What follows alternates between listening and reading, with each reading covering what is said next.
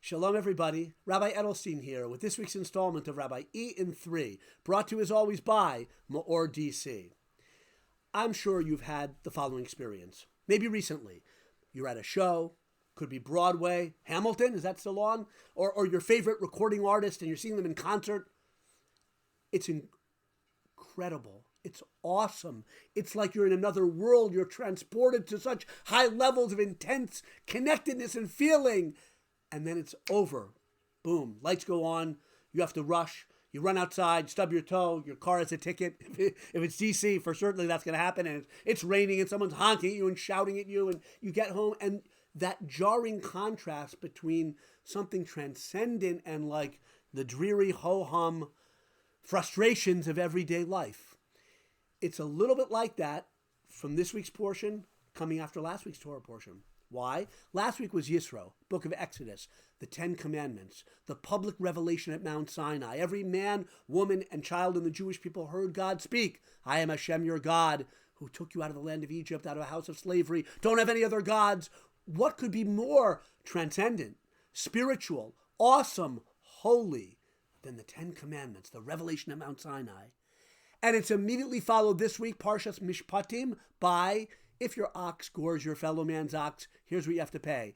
And if you get in a fight and punch someone, you have the doctor's bills, workman's comp. There's a fine for this. If you break someone's property, it's from Sinai to civil law, from I am Hashem your God to damages, ordinances. What a jarring juxtaposition it seems, right?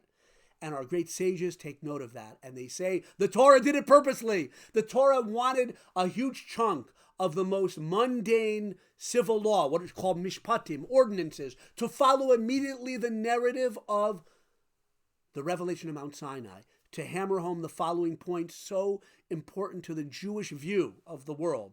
Just as the 10 Commandments were divine in origin, clearly, so too all the most minute civil laws that are supposed to govern our daily lives are divine in origin. Just like the 10 Commandments came from Sinai, so too how much you pay if your dog damages your neighbor's garden, how much you have to pay.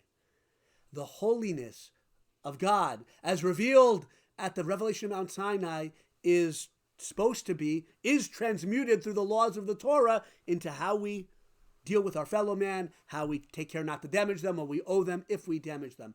Just as Mount Sinai was holy and transcendent, from a Jewish point of view, being meticulous about not damaging other people or their property is holiness, it's spirituality. It's not a jarring juxtaposition, really. It's a seamless continuity. God's word is supposed to govern all aspects of life. God's truth and holiness is for relations between neighbors and their dogs just as much as it is between a man and oneself, a human being and oneself. When they pray, when they make blessings, they're all sources of holiness, different aspects of what's expected of us in this world. Famous rabbinic teaching. Nisave HaKadosh Baruch Hu liyos lo dira b'tachtonim.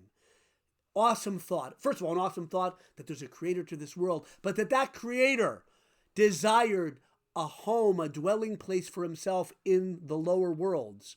So low that in the relationships between us and our neighbors and their pets and your pets and their pets, God's word, holiness, truth should govern those relationships. Have a wonderful, hopefully not jarring contrast from the week to Shabbos. Good Shabbos.